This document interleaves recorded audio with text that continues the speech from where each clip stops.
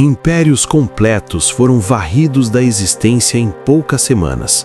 Não foi batalha, não foi peste, foi o dilúvio.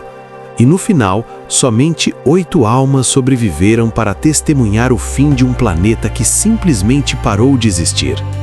Eu sou Wagner Henrique e esse é seu canal Fatos Interessantes da Bíblia.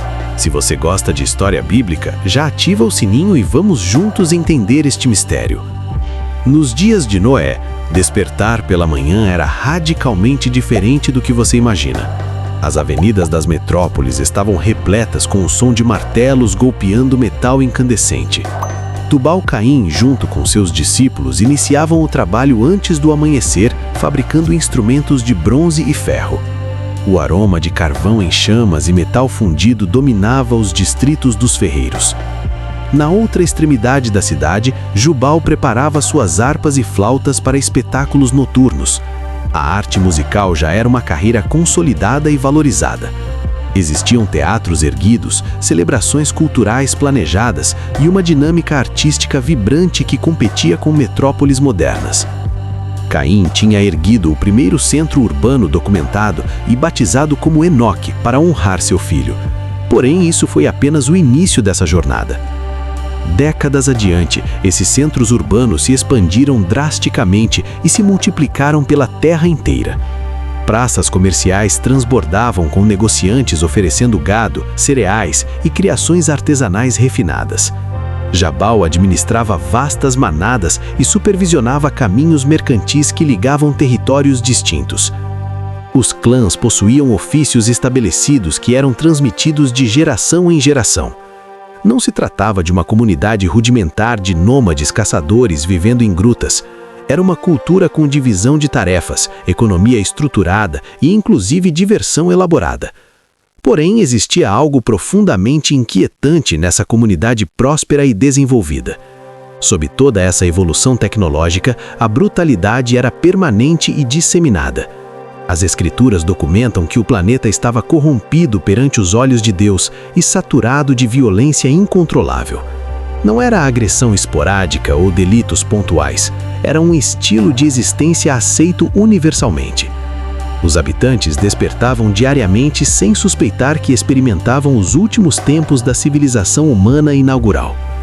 Eles laboravam rotineiramente, erguiam estruturas, traçavam estratégias para o amanhã de suas linhagens, enquanto a degradação ética aumentava discretamente como uma enfermidade que contaminava toda a estrutura social gradualmente. E em meio a esta realidade, um indivíduo chamado Noé obtinha orientações extremamente detalhadas de Deus, acerca de como edificar algo jamais visto anteriormente na história humana.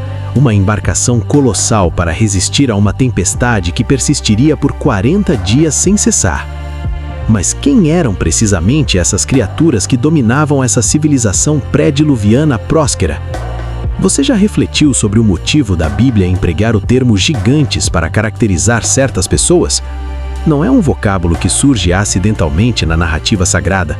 E o destino dessas entidades pode esclarecer bastante sobre o motivo de Deus optar por reiniciar tudo desde o princípio. Gênesis 6:4 é bastante preciso quanto a isso de maneira clara. Existiam naqueles tempos gigantes sobre a terra, e igualmente depois, quando os filhos de Deus se uniram às filhas dos homens e delas conceberam descendentes. Esses eram os poderosos que existiram nos tempos antigos, os homens de renome. Vamos analisar isso cuidadosamente para compreender inteiramente o significado profundo. Inicialmente, o vocábulo gigantes na língua hebraica original é nefilim, que traduz literalmente os que caíram ou aqueles que provocam a queda de outros. Já oferece uma percepção nítida do tipo de impacto destrutivo que exerciam sobre os demais indivíduos. Em segundo lugar, são designados como poderosos e homens de renome naquela sociedade específica. Isso não descreve cidadãos ordinários ou habitantes regulares, está caracterizando comandantes influentes, combatentes temíveis, personalidades públicas reconhecidas em todo o território habitado. Indivíduos que detinham autoridade completa e domínio sobre outros moradores. Agora surge o aspecto que a maioria não relaciona sobre essa narrativa completa. Esses gigantes não eram simplesmente sujeitos solitários, existindo afastados. Eram a classe dominante da sociedade antediluviana, governando cidades e províncias. Quando você possui homens de renome, você possui uma hierarquia social estruturada e estratificada, onde alguns se sobressaem e lideram os restantes através de força bélica e controle político. O relato bíblico evidencia que essa circunstância perdurou um tempo expressivo antes da conclusão. Gênesis 6:3 afirma que Deus determinou um limite extremamente particular. Meu espírito não permanecerá eternamente com o homem, todavia seus dias serão de 120 anos. Isso demonstra que essa comunidade dos gigantes operou por mais de 100 anos completos antes do dilúvio. Ao longo desse intervalo extenso, eles se reproduziram velozmente e disseminaram seu controle. O versículo menciona que os filhos de Deus se uniram às filhas dos homens e delas conceberam descendentes persistentemente. Não foi um acontecimento único que ocorreu isoladamente. Foi um processo ininterrupto que originou toda uma descendência de híbridos. E aqui reside o elemento essencial que explica abundantemente sobre o que sucedeu posteriormente. Esses gigantes não eram meramente fisicamente distintos das pessoas regulares. Eram moralmente degenerados até o centro do ser. Gênesis 6:5 liga diretamente a existência deles com a condição da humanidade. E observou o Senhor que a perversidade do homem havia se ampliado sobre a terra, e que toda a inclinação das reflexões de seu coração era exclusivamente má incessantemente. O termo ampliado é idêntico ao empregado para descrever expansão demográfica acelerada. Conforme os gigantes se espalhavam territorialmente e conquistavam o controle político e militar, a degradação moral se propagava junto com eles como uma epidemia arrasadora. Não eram apenas comandantes ocupando cargos de poder e autoridade. Eram comandantes que degeneravam ativamente tudo em seu perímetro, sem exceção alguma. Números 13:33 ratifica que mesmo após o dilúvio, ainda sobreviviam descendentes dos gigantes. Também observamos lá gigantes, filhos de Enaque, descendentes dos gigantes que existiram anteriormente. Isso evidencia que, de algum modo, através da linhagem de Noé, ou por métodos alternativos, essa particularidade genética singular resistiu ao dilúvio de alguma maneira. Mas qual razão Deus autorizou que isso acontecesse dessa forma específica? E de que maneira exatamente essas criaturas conseguiram degenerar uma civilização completa tão velozmente? Se você presumiu que a existência antes do dilúvio era primitiva, conforme nos instruíram, você está profundamente equivocado sobre a realidade daquele período histórico. A tecnologia que prevalecia naquele tempo pode ter sido mais sofisticada do que a maioria presume. E tudo isso desapareceu totalmente sob as águas em 40 dias de precipitação torrencial. Vamos iniciar pelo fundamental, que a Bíblia expõe nitidamente. Gênesis 4:22 menciona Tubal-Caim, que era mestre de toda a obra de bronze e de ferro. Isso representa metalurgia de nível técnico e sofisticado extraordinário. Manusear ferro demanda fornalhas de temperatura elevada, controlada e sabedoria química especializada. A humanidade necessitou milênios para redescobrir essas metodologias após o dilúvio aniquilar tudo. Mas Tubal-Caim já comandava essa arte complexa perfeitamente. E não cessava apenas com metalurgia elementar. O mesmo capítulo cita Jabal, que foi o patriarca dos que residem em tendas e criam gado. Isso pode soar como agricultura elementar à primeira impressão sem relevância, mas na verdade descreve algo bastante elaborado e estruturado economicamente. Criação animal organizada em proporção comercial, com trajetos estabelecidos. Você necessita de sabedoria veterinária avançada, metodologias de procriação animal seletiva meticulosa, sistemas de pastagem rotativa planejada e inclusive comércio para fazer isso operar. Jubal, irmão de Jabal, foi o patriarca de todos que executam harpa e flauta profissionalmente. Instrumentos musicais sofisticados demandam sabedoria de acústica, matemática exata e capacidades artesanais particulares. Uma harpa bem fabricada necessita de tensão precisa nas cordas cuidadosamente calculada, madeira escolhida com características específicas e um projeto que amplifique o som adequadamente. Agora, reflita sobre a Arca de Noé, que Deus ordenou edificar com especificações minuciosas. Gênesis 6:14 declara que Deus ordenou fazer divisões na arca e impermeabilizá-la internamente e externamente. Betume é uma substância impermeabilizante natural derivada do petróleo, mas dominar, extrair, transformar e aplicar corretamente demanda sabedoria técnica muito sofisticada. As proporções da arca são absolutamente monumentais para qualquer era histórica. 300 côvados de extensão, 50 de amplitude e 30 de elevação em proporções ideais. Uma embarcação de dimensões colossais que necessitava sabedoria avançada de construção naval. Gênesis 7:11 menciona que se fragmentaram todas as nascentes do grande abismo. Isso sugere que os habitantes da época possuíam sabedoria suficiente sobre geologia, sobre sistemas subterrâneos de líquido e reservatórios profundos sob a superfície. Não era uma comunidade ignorante sobre como o planeta operava internamente. Enoque, que existiu antes do dilúvio, caminhou com Deus e foi transladado sem experimentar a morte, conforme Gênesis 5:24. Ele simplesmente sumiu porque Deus o levou diretamente. Judas 14 o identifica como o sétimo depois de Adão e menciona que profetizou. Isso revela que existiam registros genealógicos exatos, sendo preservados cuidadosamente, e um método de conservação de sabedoria através das gerações sucessivas. Toda essa sofisticação tecnológica e cultural simplesmente evaporou quando as águas inundaram a Terra. Centenas, possivelmente milhares de anos de progresso humano foram eliminados em pouco mais de 30 dias. Mas o que precisamente conduziu uma comunidade tão desenvolvida a se degenerar tanto que Deus optou por aniquilar tudo e recomeçar desde o início? Revelar que uniões particulares transformaram o destino da humanidade pode parecer implausível, mas foi precisamente isso que sucedeu antes do dilúvio devastador, produzindo repercussões tão severas que conduziram Deus a recomeçar tudo desde o zero. Gênesis 6:2 narra uma história bastante simples na camada superficial do texto. Observaram os filhos de Deus que as filhas das mamas eram belas e escolheram para si esposas de todas as que desejaram livremente. Parece um matrimônio regular, correto? Mas essa união alterou completamente o DNA ético da humanidade inteira. A questão é que não abordamos matrimônios ordinários entre indivíduos. O texto diferencia nitidamente entre duas categorias distintas: filhos de Deus e filhas das mamas. Essa distinção não é casual na linguagem bíblica, de forma alguma.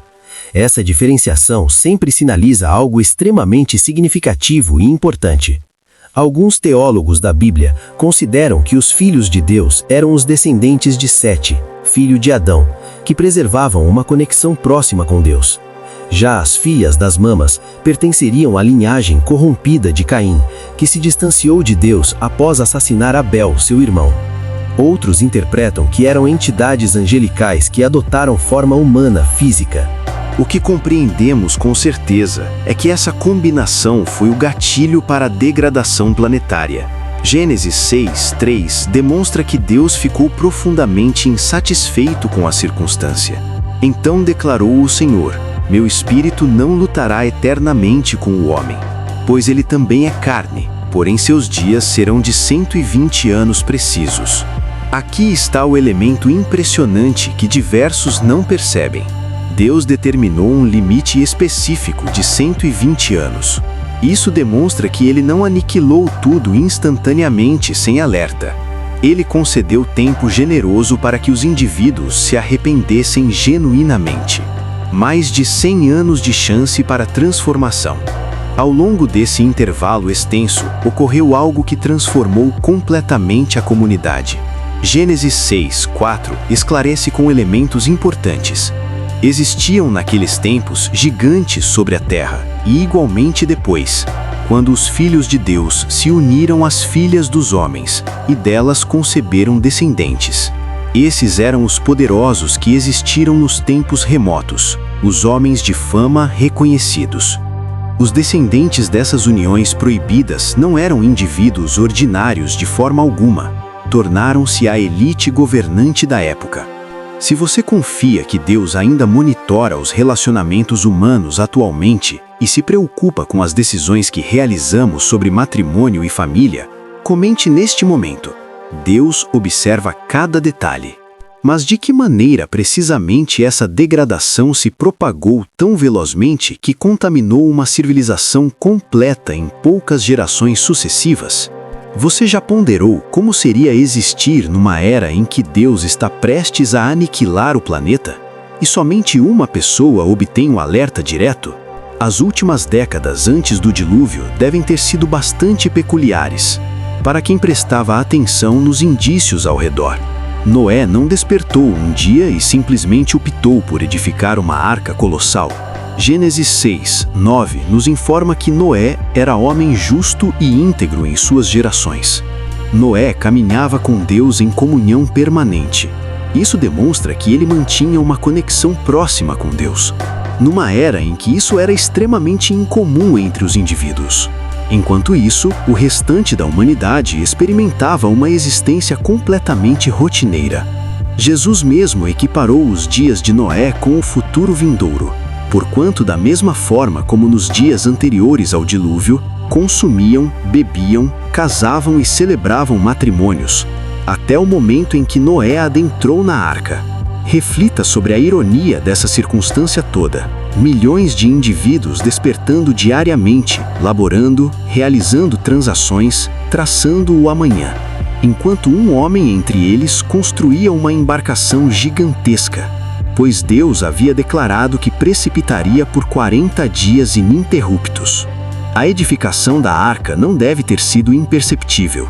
Gênesis 6, 19 demonstra que Noé obteve instruções particulares. E de tudo que respira, de toda a carne, 2 de cada espécie, macho e fêmea, introduzirás na arca, para preservá-los vivos contigo. Visualize o movimento que isso deve ter provocado na província. Segundo Pedro 2, 5, Noé era anunciador da justiça. Isso demonstra que ele não construía a arca silenciosamente. Ele comunicava aos indivíduos sobre o que estava por ocorrer. Por décadas deve ter alertado sobre o julgamento que se aproximava.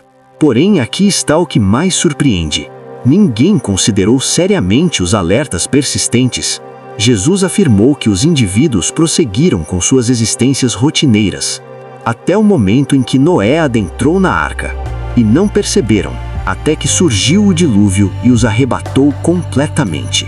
Gênesis 7, 4 expõe que Deus concedeu um alerta derradeiro bastante particular. Pois decorridos ainda 7 dias, provocarei chuva sobre a terra 40 dias e 40 noites. 7 dias de alerta derradeiro. 1 semana para se preparar-se para o término do planeta. Ao longo dessa última semana, algo extraordinário sucedeu diante de todos. Gênesis 7, 9 afirma que os animais adentraram de 2 em 2 para Noé na arca, macho e fêmea, conforme Deus instruiu a Noé. Os próprios animais selvagens iniciaram a comportar-se de maneira sobrenatural, caminhando tranquilamente em direção à arca. Isso deve ter sido um espetáculo notável. Leões, ursos, lobos, todas as variedades de predadores caminhando pacificamente junto de suas presas. Se isso não foi um sinal evidente de que algo extraordinário estava ocorrendo, eu não desconheço o que seria. Se você confia que Deus ainda alerta antes de agir e que devemos observar os indícios ao nosso redor, comente neste momento. Deus alerta previamente. Porém, quando as primeiras gotas de precipitação iniciaram a cair, como precisamente reagiram aqueles que haviam desconsiderado todos os alertas? Em toda a extensão terrestre, com milhões de habitantes, somente 8 almas adentraram na arca. Apenas uma linhagem considerada digna de resistir. Isso nos conduz a ponderar sobre o que precisamente tornava Noé tão distinto. Gênesis 7:1 documenta as palavras precisas que Deus proferiu para Noé. Adentra tu e toda a tua família na arca, pois te considerei justo perante mim nesta geração. O vocábulo justo aqui não representa perfeito, representa alguém que existia conforme os princípios de Deus, numa era em que isso era praticamente impossível. Reflita sobre a pressão comunitária que Noé deve ter confrontado. Ele existia numa comunidade onde toda a inclinação das reflexões do coração do homem era exclusivamente má incessantemente. Isso demonstra que estava permanentemente cercado por indivíduos que refletiam e agiam de maneira completamente contrária aos seus princípios. Hebreus 11:7 acrescenta um elemento importante. Pela confiança, Noé, divinamente alertado das realidades que ainda não se viam, temeu e, para a preservação de sua linhagem, edificou a arca, pela qual condenou o planeta e tornou-se herdeiro da justiça que é conforme a confiança. Noé temeu a Deus. Isso demonstra que considerou seriamente o alerta de Deus. Enquanto todos em seu perímetro prosseguiam existindo como se nada fosse suceder, passou anos edificando uma embarcação colossal, pois confiou numa promessa que ainda não havia se materializado. Quando finalmente chegou o momento, Gênesis 7:16 nos relata algo importante. Os que entraram, macho e fêmea de toda a carne, entraram conforme Deus lhe havia instruído, e o Senhor o selou externamente. Deus mesmo fechou a entrada da arca. Não foi Noé que determinou quando era momento de cessar de receber indivíduos, e então iniciou.